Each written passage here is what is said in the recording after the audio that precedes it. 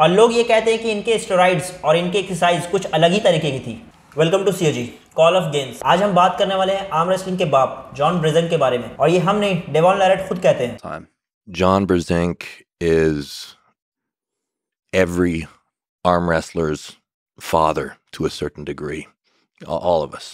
लेकिन video start करने से पहले हम एम कर रहे हैं इस मंथ के एंड तक ज़्यादा नहीं, सिर्फ 1000 सब्सक्राइबर।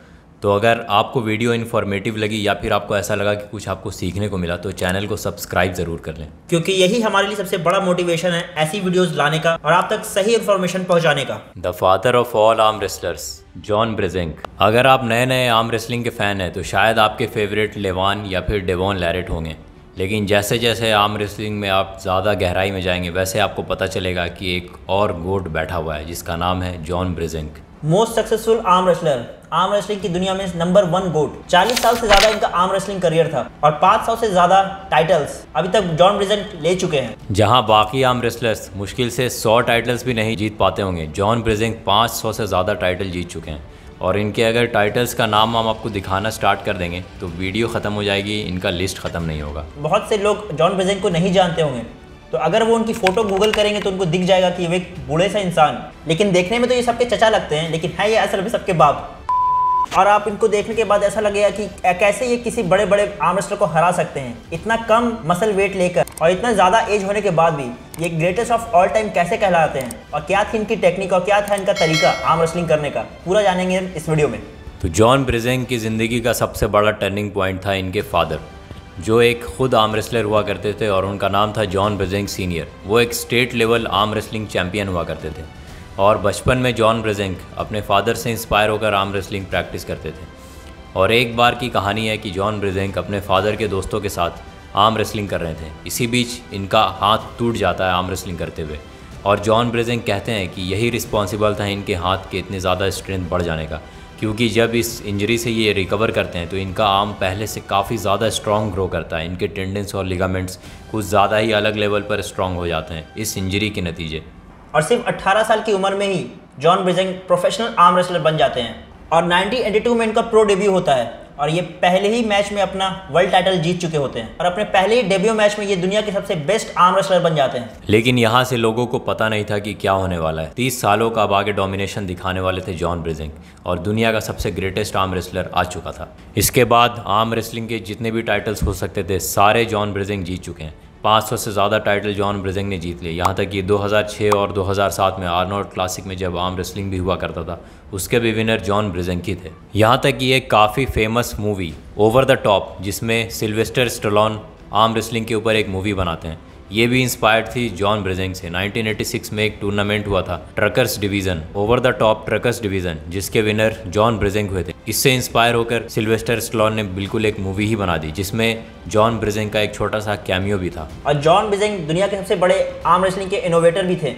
क्योंकि इन्होंने ऐसे ऐसे टेक्निक इन्वेंट किए इस स्पोर्ट्स के अंदर जो अभी भी काफ़ी ज़्यादा पॉपुलर और लोग इसको यूज़ करते हैं। और सिर्फ आर्म रेसलिंग स्टाइल ही नहीं बल्कि इसकी ट्रेनिंग भी जॉन ब्रेज़ेंक ने बिल्कुल ही बदल के रख दी और नेक्स्ट लेवल पे ले गए। लेकिन जो चीज़ जॉन ब्रेज़ेंक को सबसे ज़्यादा स्पेशल बनाती थी वो थी इनकी आर्म रेसलिंग की टेक्निक्स के ऊपर मास्टरी।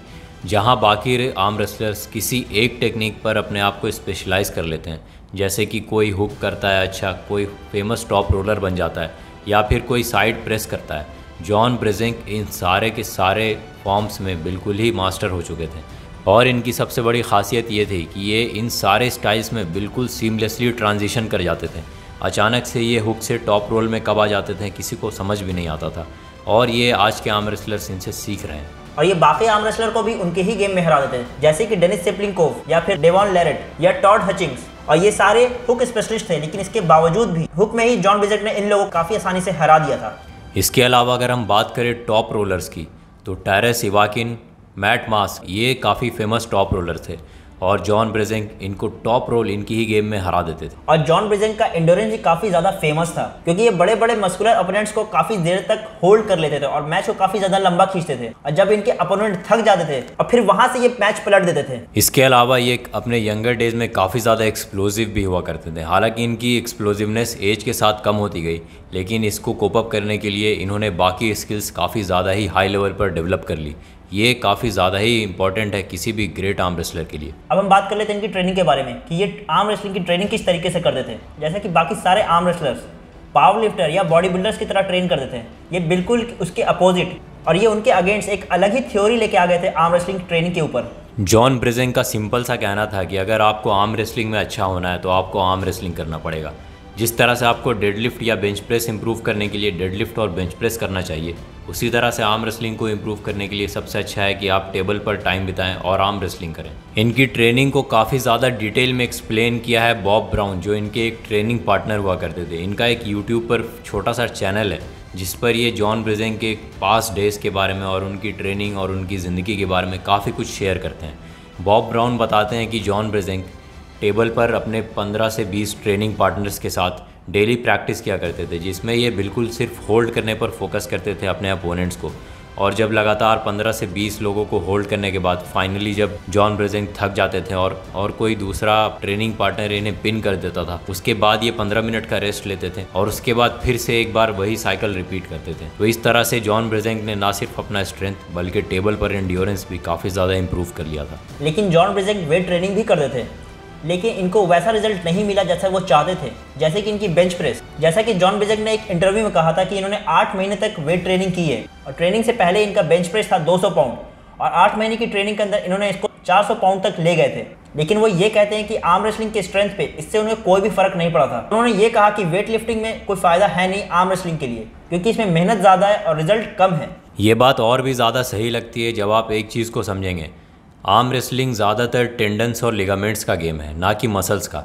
आप वेट लिफ्टिंग के थ्रू अपने मसल्स को ज़्यादा ट्रेन कर लेते हैं टेंडन्स के कंपैरिजन में। हालांकि टेंडन्स भी ट्रेन हो जाते हैं, लेकिन उतना ज़्यादा इफेक्ट उनको नहीं पड़ता है सिर्फ स्पेसिफिक वेट ट्रेनिंग करने से। तो इस बात से पता चलता है कि जॉन ब्रिजेंग काफ़ी ज़्यादा अहेड थे बाकी आर्म रेसलर से। और 2015 तक इनकी एज काफ़ी ज़्यादा हो चुकी थी, ऑलमोस्ट 50 साल से ज़्यादा इनकी एज हो गई थी। और फिर 2015 में इन्होंने डेवॉन लेरेट को हरा दिया, उतनी एज होने के बावजूद भी। ये मैच काफ़ी ज़्यादा मेमोरेबल था क्योंकि 2008 का बदला जॉन ब्रिजेंग ने ले लिया था डेवॉन लेरेट से। और आर्म रेसलिंग की वर्ल्ड के सारे टाइटल लेने के बाद इन्होंने 2015 में रिटायरमेंट ले ली शोल्डर इंजरी की वजह से। As swollen, as inflamed, like I actually have some mobility. I can actually put my arm behind my back now, where 3 months ago I could hardly, even do cross my arms in front of me. So I'm hoping that it continues to get. हालांकि 6 साल के बाद 2022 में ये comeback करते हैं east versus West में, और अब किंग ऑफ द टेबल जैसे टूर्नामेंट्स में इन्हें कम्पीट करते हुए देखा जा सकता है। और ये 60 साल के होने के बावजूद कई यंगर आर्म रेसलर्स को हरा चुके हैं, जिसमें कुछ फेमस नाम है ओलेग पेट्रेंको, काइडिर गाली, ओंगर बाएव। यहाँ तक डेवॉन लेरेट से भी इनका एक सुपर मैच हुआ था जिसमें ये हार तो गए थे, लेकिन इतनी ज़्यादा एज होने के बावजूद डेवॉन लेरेट और डेनिस सिप्लिंकोव से भी इनका मैच होता रहता है और ये अभी भी काफ़ी ज़्यादा वॉरियर स्पिरिट दिखाते हैं इन मैचेस में। तो ये थी कहानी दुनिया के सबसे बड़े living legend arm wrestler John Brzenk के ऊपर। बाकी और भी काफ़ी famous arm wrestlers, Denis Cyplenkov, Levan Saginashvili, Devon लेरेट, इन वीडियोस को भी आप ज़रूर चेक करें। और अगर आप चाहते हैं कि किसी और आर्म रेसलर को भी हम कवर करें तो कमेंट्स में ज़रूर बताएं। तब तक के लिए stay tuned with Kaurav gains.